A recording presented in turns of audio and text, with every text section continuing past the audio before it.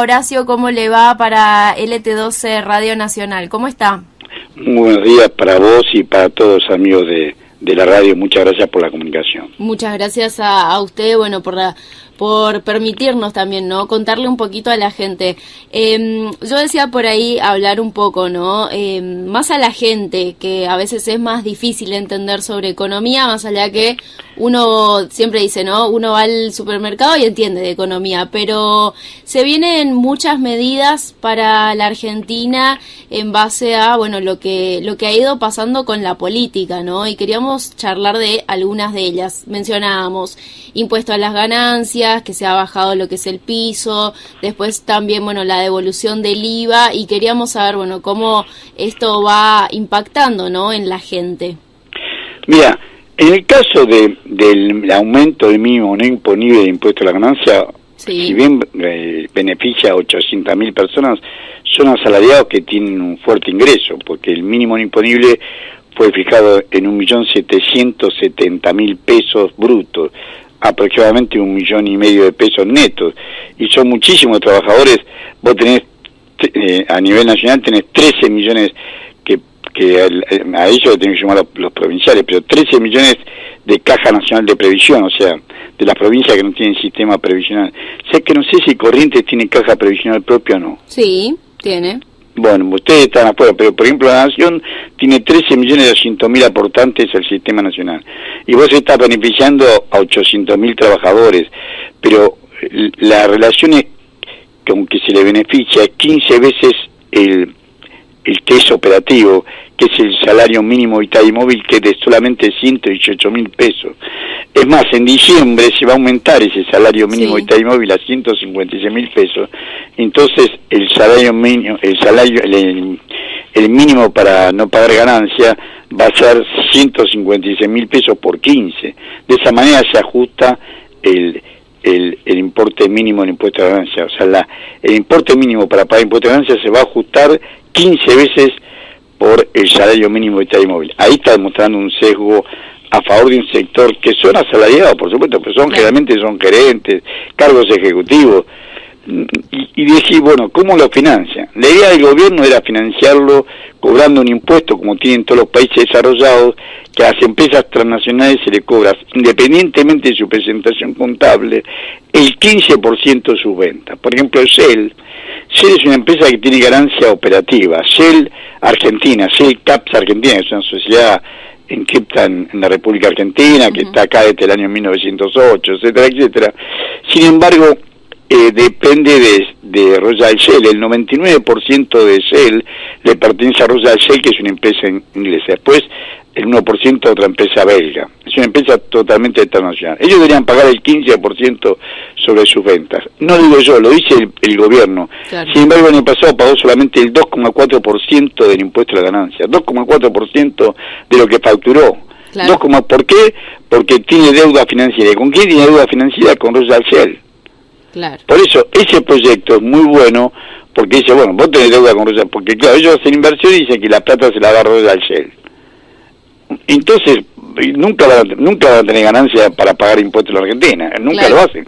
No lo digo yo, los datos que estoy utilizando son datos del gobierno nacional. Shell pagó en el año 2022 un impuesto a la ganancia del 2,4% de sus ventas. Bien. Y el proyecto que envió el Poder Ejecutivo es que todas las empresas transnacionales, como lo hace Estados Unidos, como lo hace Alemania, Francia, Italia, todos los países miembros de la OCDE son los países desarrollados, le cobran a sus empresas transnacionales, no a las locales, transnacionales, claro, el 15%. Bueno, ese proyecto lo mandó, lo que pasa es que ese proyecto no se lo van a aprobar. Él cuando Sergio Massa viaja el 25 de septiembre a la reunión del Norte Grande, ahí estuvo Corrientes, Misiones, Formosa, Chaco, Salta, Jujuy, La Rioja, Catamarca, Tucumán y Santiago del Estero. El Norte Grande se reúne con el ministro Massa. Entonces, mirá, vos le vas el mínimo no imponible, pero este es un impuesto que se coparticipa. Se coparticipa en un 100%. A nosotros nos está desfinanciando la parte de la coparticipación que nos compete por la recaudación de impuestos a ganancia, que no es menor, porque el primer impuesto que se recauda es el IVA, que es el 7,5% del PBI, pero el segundo ganancia, que es un 5%, y dentro de ganancia, la cuarta categoría, o sea, el pago de los salarios, que es donde se eleva el mínimo no imponible, es el 45%. Bueno, ¿qué hace el ministro Massa? Dado que la ley, yo honestamente soy lo que estoy convencido que jamás se la van a aprobar, porque los senadores y diputados son sponsorizados por esas grandes empresas transnacionales y no la van a aprobar, no se va a aprobar eso, va a quedar en el camino. El camino del infierno está empedrado de buenas intenciones, va a quedar empedrado de las buenas intenciones. Entonces, ¿qué hacemos? Dice, bueno, no importa, le voy a ceder a ustedes dos impuestos que van al sistema previsional, al SIPA, al Sistema Integral Previsional Argentino. Uno es el impuesto al débito y crédito bancario, que es el tercer impuesto por recaudación. Sí. Hasta el 31 de agosto ese impuesto correspondió al 1,6% del PBI. Y ese impuesto que va al 100% al Sistema Integral Previsional Argentino, o sea, a la ANSES y a las provincias, entre ellos ahora me entero por vos que Corrientes es una de las 13 provincias que tiene su propio sistema previsional, se lo financia a los jubilados. Le está diciendo, bueno, lo vamos a sacar, lo tienen que hacer igualmente por ley, pero le vamos a sacar de acá y vamos a coparticipar el impuesto al cheque. Y después le dice, y vamos a coparticipar el impuesto país. El impuesto país tiene una asignación específica en la cual el 60% va al SIPA.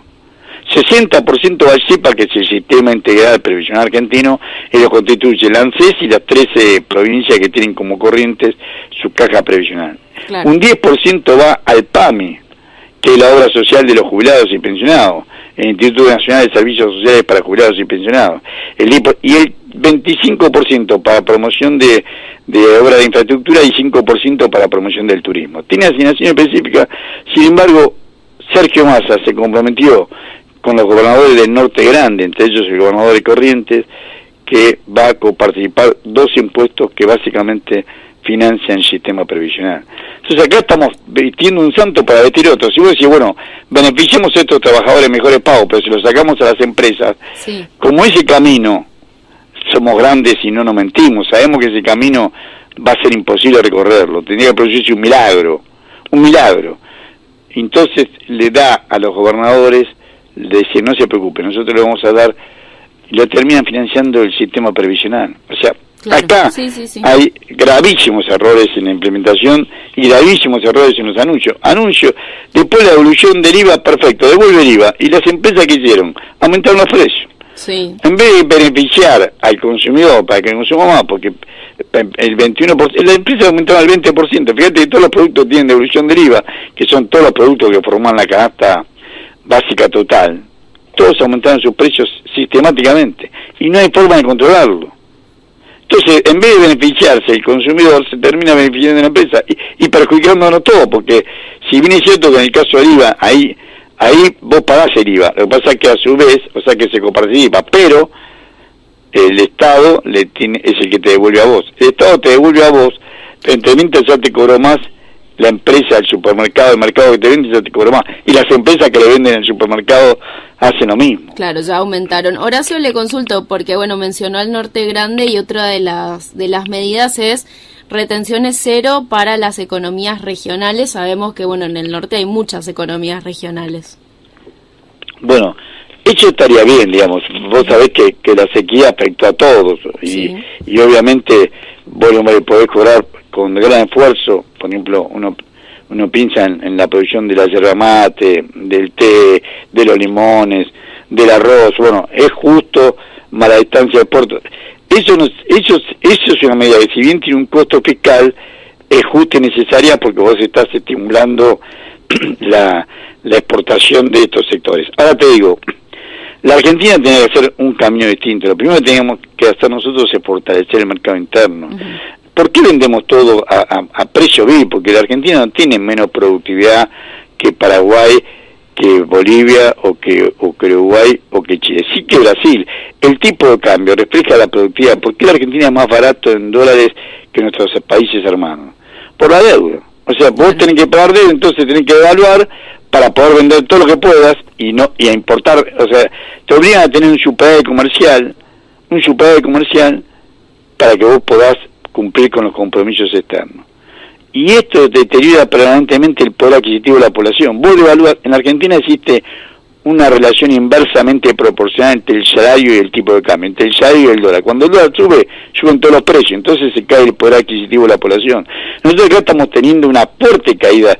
Vos decís, bueno, está bien, beneficiamos de la economía regional que puede importar, pero señores, el INDEC, ante la devaluación, al primer semestre de este año, reconoce que hay una tasa del 40,1% de pobres. Hay 18.600.000 argentinos pobres. Lo dice el INDEC, el Instituto Nacional de Estadística y Censo.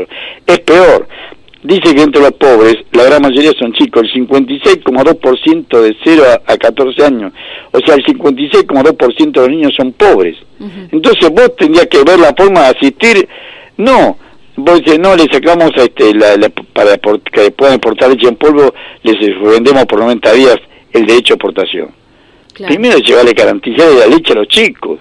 Primero el Estado tendría que subsidiar, en todo caso, si el costo no da, tendría que subsidiar la venta de leche a los chicos. En el caso de la leche es peor, porque si uno se pregunta, ¿por qué en la Argentina todavía es más barato el precio de un litro de nafta, un litro de gasoil que un litro de leche? Sí. ¿Por qué es más barato? Un litro de leche está a 400 pesos y la nafta está a 260. ¿Por qué es más barato un litro? Porque es de YPF, porque hay una empresa estatal. Y ahora, este mamarracho de Milei, este alienado, lo que está buscando es que desaparezca YPF. O sea, encima ni siquiera nos quieren dejar empresa. Entonces todo va a ser invivible para la población.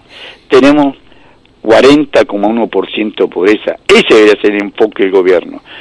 No niego que se asiste a los exportadores, está bien, pero tenés que poner el foco en el mercado interno. La Argentina crece si crece su mercado interno. Históricamente, la Argentina crece, aún pese a Alberto Fernández y pese a Macri, más del 70% de lo que producimos se destina al mercado interno.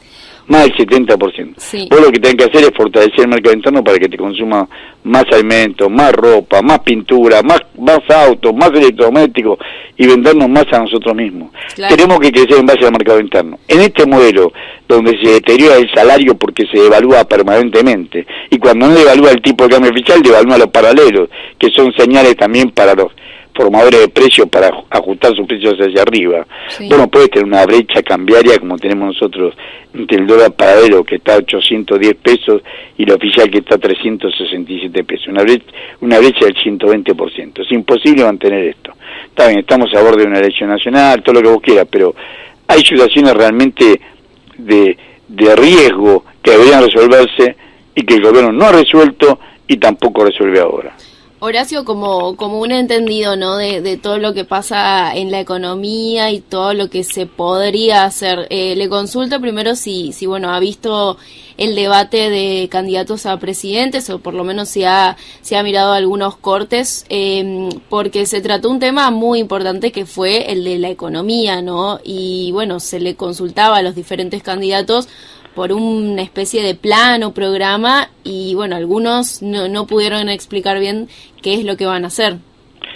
En el caso de Bullrich y Milei no pueden explicar lo que van a hacer porque va a ser más de esto, va a ser profundizar esto. En el caso de Milei, los tres van a evaluar. Ahora, hay diferentes, los tres candidatos presidenciales, sí. Ni Schiaretti ni Bregman tienen posibilidad de ser presidente. Los tres que tienen posibilidad de ser presidente porque tienen el voto, es un tercio y un tercio y un tercio de la población. Sí. Los tres van a evaluar. Ahora, la magnitud es distinta. Mientras Milei va a llevarlo al tipo de cambio paralelo y se nos va a caer el salario a la mitad o menos. Va a evaluar de un shock, para dolarizar necesita hacer un shock de evaluatorio. Sí. Como pasó, recordemos que para poder hacer el plan de convertibilidad vos necesitaste el shock de evaluatorio de los años 89 y 90. La hiperinflación es hija de la hiperdevaluación. El 6 de febrero de 1989 el dólar valía 17 australes con 62 centavos. Pasó de 17 australes con 62 centavos el 6 de febrero de 1989 a 10.000 australes por un dólar en un poco más de 2 años, el 1 de abril del 91. Necesitan hacer lo mismo y más rápido. Claro. O sea, necesita devaluar. El caso de Milei va a ser brutal. Lo pasa si la población que lo vota supiera que lo primero que van a volar son los que lo votan, son los trabajadores que lo votan. Con Milei la devaluación va a ser del 140% como mínimo. Claro. Y para después ser más.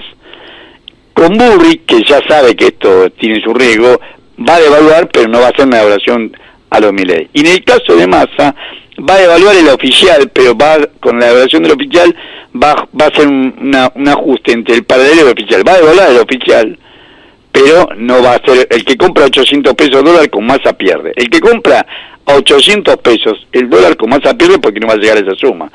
Ahora, el que compra 800 pesos con Milei gana plata porque la variación va a ser mayor, y el que compra 800 pesos con Bullrich tal vez no gane ni pierda, va a estar ahí en el limbo, pero los tres van a devaluar, los tres van a ajustar el tipo de cambio, y te repito, en la Argentina existe una relación inversamente proporcional entre el salario y el tipo de cambio. Cuando sube el dólar se cae el poder adquisitivo del salario porque aumentan los precios, porque exportamos el mismo bien que consumimos, leche, carne, fruta, té, yerba, bueno, exportamos lo mismo que consumimos, sube el dólar, favorece la exportación y perjudica al mercado interno.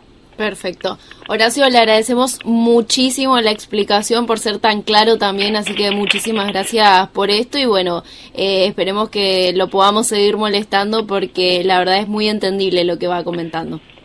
Milena, le agradecido soy yo de poderme comunicarme contigo y con toda la audiencia. Muchas Muchísimas gracias.